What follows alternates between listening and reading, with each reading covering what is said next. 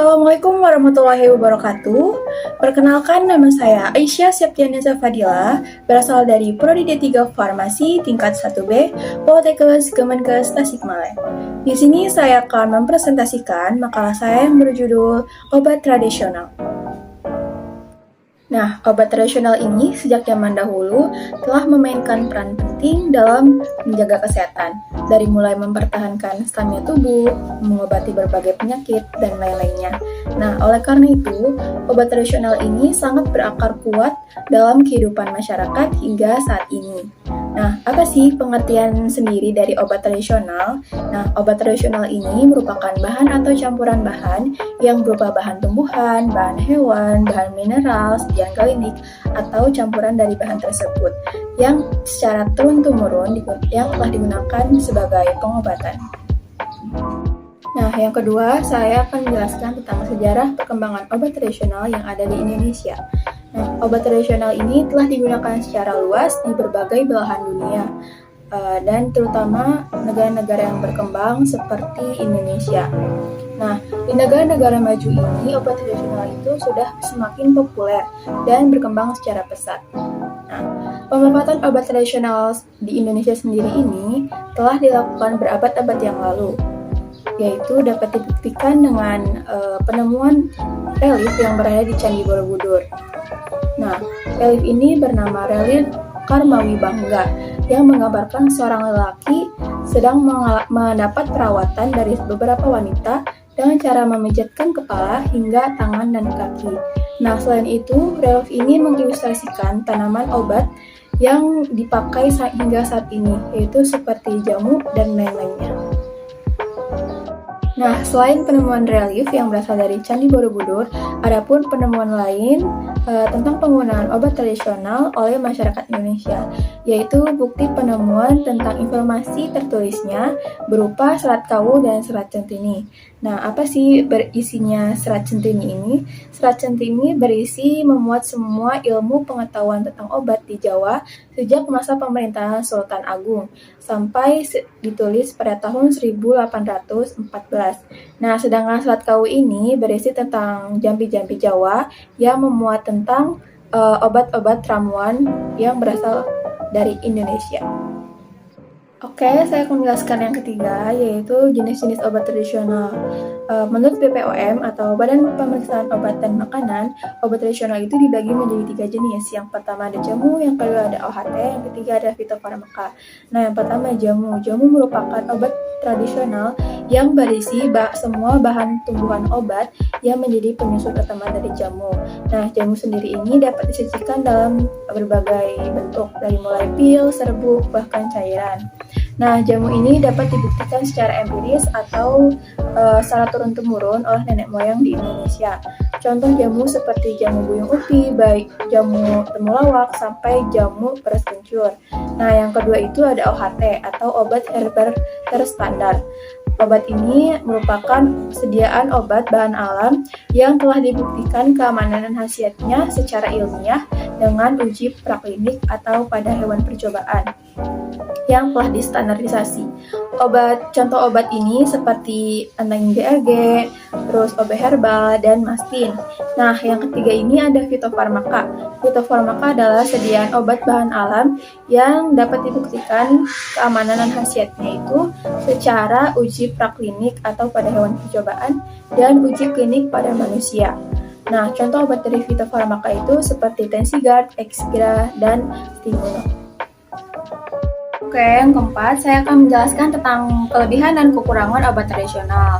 Penggunaan obat tradisional ini dinilai lebih aman daripada obat berbahan dasar kimia.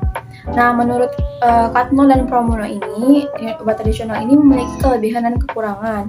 Di antaranya, kelebihannya efek sampingnya yang rendah, terus yang kedua obat herbal ini lebih aman daripada obat dengan berbahan dasar kimia, karena mengandung bahan-bahan alami sehingga mudah dicerna oleh tubuh.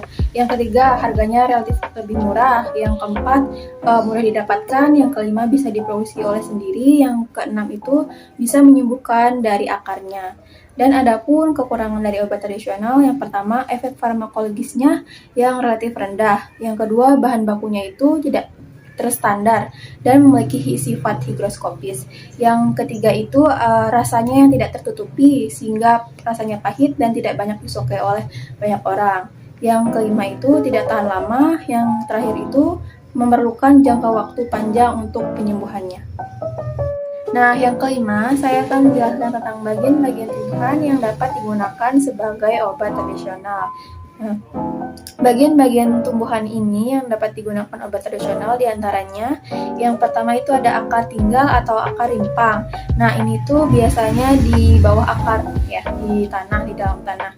Yang kedua itu ada umbi batang, yang ketiga ada umbi lapis, dan bagian-bagian tumbuhan lainnya seperti bunga, biji, buah, terus umbi lapis, akar, terus kulit batang, buah, kuncup, dan kulit. Oke, yang keenam, saya akan menjelaskan tentang pendapat masyarakat tentang obat tradisional. Nah, di Indonesia ini, sebagian masyarakatnya telah mempercayai obat tradisional dibandingkan obat modern. Karena apa? Obat tradisional ini mengandung bahan-bahan alami sehingga tidak menimbulkan efek samping yang tidak diinginkan. Nah, padahal meski obat tradisional ini telah dipercayai beratus-ratus tahun yang lalu, bukan berarti obat tradisional ini tidak memiliki potensi untuk menyebabkan efek samping dan keracunan dibandingkan obat-obat modern. Sebaliknya, justru akan lebih berbahaya dan bisa menimbulkan keracunan daripada obat-obat zaman sekarang. Hal tersebut dikarenakan obat herbal ini tidak semuanya memiliki uji klinis atau uji pada manusia yang cukup untuk penelitian. Nah, kebanyakan obat herbal ini bersifat tradisional. Artinya, manfaat dan takaran pemberinya itu bisa saja berdasarkan perkiraan dan ilmu turun-temurun dari leluhurnya. Tidak memperhatikan kontradiksi, efek samping, dan dosis pemakaian pemberiannya. Terus yang harus diperhatikan lagi yaitu adalah tidak semua obat tradisional ini dapat digunakan oleh semua orang.